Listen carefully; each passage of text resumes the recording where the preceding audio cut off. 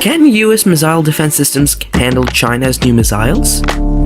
Satellites in the United States' early warning system detect ICBM launches and follow them as they travel through space.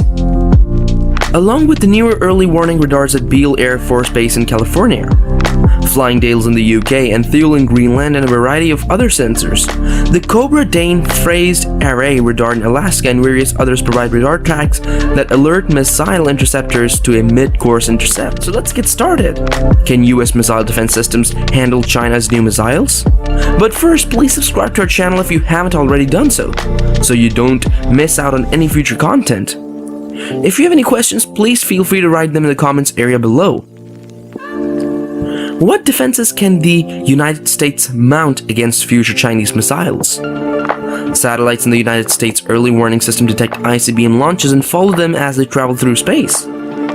Along with the newer early warning radars at Beale Air Force Base in California, Flying Dales in the UK, and Thule in Greenland, and a variety of other sensors. The Cobra Dane Phased Array radar in Alaska and various others provide radar tracks that alert missile interceptors to a mid-course intercept. Fort Greely in Alaska and Vandenberg Air Force Base in California now house 40 ground-based interceptors, with 20 more expected to be deployed by 2023. The system is built to withstand a limited strike by North Korean ICBMs, not a large-scale nuclear attack by China or Russia. Beijing, on the other hand, is clearly concerned about US defense actions.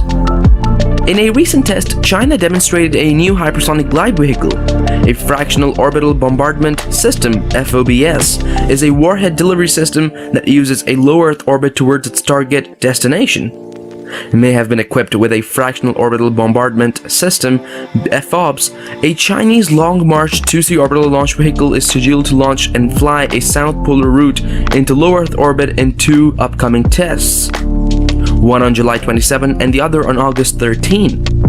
Before it could deorbit and land at its destination, the rocket released a hypersonic glide vehicle that circled the globe in a low polar orbit.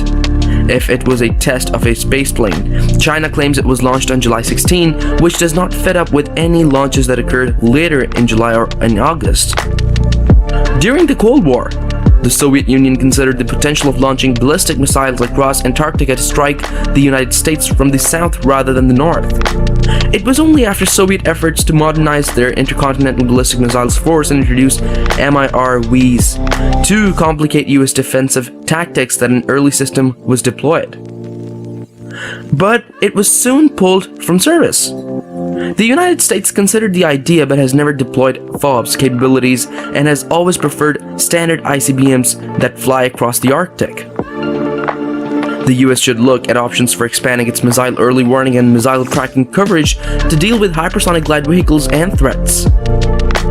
There are reports that China's military fired a rocket carrying a hypersonic glide vehicle which soared into low orbit space before descending towards its objective. According to 3 persons informed on the intelligence, the missile missed its target by roughly 24 miles. According to the test results, China has achieved remarkable advancements in hypersonic weaponry and is considerably more sophisticated than the United States government had previously suspected, according to 2 experts. China's military modernization has sparked new questions about why the United States underestimated it.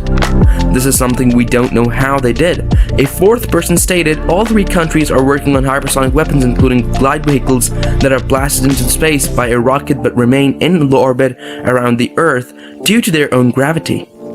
At 5 times their speed of sound, they are faster than a ballistic missile, but they are still slower than an aeroplane. They are more difficult to track since they do not follow a set parabolic trajectory like a ballistic missile and can be maneuvered. According to Taylor Fevel, a Chinese nuclear weapons policy analyst who was not aware of the test, China might negate US missile defense systems that are designed to destroy incoming ballistic missiles with a hypersonic glide vehicle equipped with a nuclear payload. According to MIT professor Fable, hypersonic glide vehicles fly at a lower trajectories and can maneuver in flight, making them challenging to track and destroy. While Fable said that China's use of such a weapon would be destabilizing, he cautioned that just because the country tests it doesn't always indicate it will be used in the future. Concern about China's nuclear capabilities is rising as Beijing continues to build up its conventional military forces and engages in increasingly aggressive military activity near Taiwan. It was recently revealed that China was developing over 200 intercontinental missile silos, which prompted US military officials to issue a serious warning. Not obligated by any arms control agreement, China has refused to discuss its nuclear arsenal or policy with the US. China is developing a new weapon according to the US Air Force Secretary Frank Kendall. Potential for global strikes from space, he said. Fractional Orbital Bombardment System FOBS used by the USSR during the Cold War, he said, without giving any details. A typical ICBM trajectory isn't required while using this strategy. It avoids missile defenses and defenses, Kendall said. China recently demonstrated very advanced hypersonic glide vehicle capabilities, General Glenn Van Herk of the North American Aerospace Defense Command said in August at a press conference. According to him, China's ability to provide danger warnings and assault assessments would be much challenged. Two sources acquainted with the Chinese test stated that missile could theoretically travel over the South Pole. The US military's missile defense systems are aimed at the northern polar route, which would be difficult to circumvent.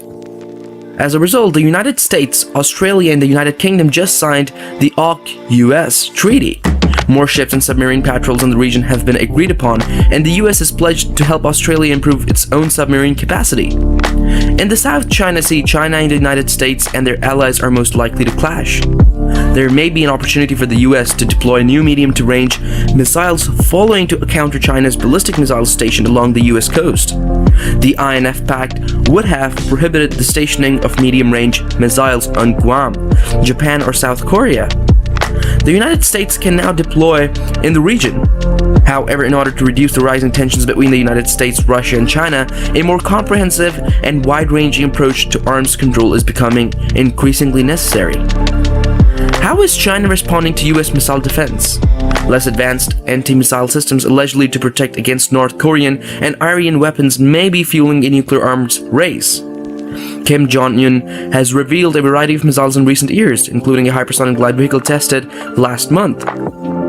If China were to deploy one, it would effectively negate the United States' missile defense, Lee warned.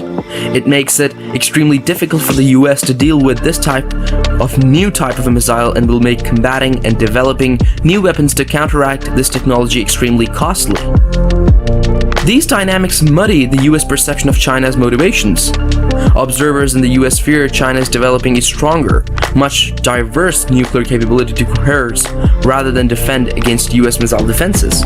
According to the director of the Defense Intelligence Agency and the chairman of the Senate Foreign Relations Committee, China's nuclear arsenal would likely double in size over the next decade. While DAA projections routinely overstate China's nuclear stockpile expansion, this latest assessment is notable. It suggests that some in the US strategic community believe China would build its nuclear arsenal regardless of US missile defense or developments. Experts in the US fear that China's deployment of DF-21 and DF-26 missiles will enable it to perform theater-level nuclear attacks.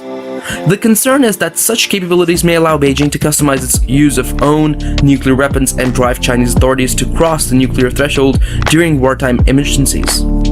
6. For the United States, the deployment of multiple warheads on various strategic nuclear delivery systems, DF-5 Silos Road Mobile, DF-41 ICBMs, and possibly Rail Mobile ICBMs and SLBs, may signal a shift away from a strategy of minimal deterrence. This may increase US suspicions that Beijing is more interested in tactical nuclear warfighting capabilities. These new weapons might endanger US allies in Asia, targeting US troops and bases overseas, and even reach US territories unless China can clearly relate such modernization plans to concerns about missile defense. The US will remain dubious. The link between the two may be obscure to US analysts and policymakers. However, despite its apparent resemblance to a doctrine based on comprehensive military rivalry, China scientists may conclude that system penetration is the only efficient means to fight US missile defenses. However, it is also likely that Beijing's choice indicates a greater desire to compete militarily with the US. International ambiguity manifests in numerous ways. China, for example, may have various reasons for constructing ASAT. One of them may be the perceived necessity to undermine US missile defense systems. It's plausible that the PLA already uses system warfare to deal with the US military, and that the necessity to counter missile defense is only an added pretext. In summary, it is unclear if China's interest in system penetration stems from missile defense concerns or broader ambitions to compete with the US. In these circumstances, the US may feel obligated to monitor China's long-term strategic intentions. This was all for today. Hope you liked the video. Do not forget to subscribe to our YouTube channel, hit the bell icon for more updates and notifications. Stay safe, and we'll be back soon with another video.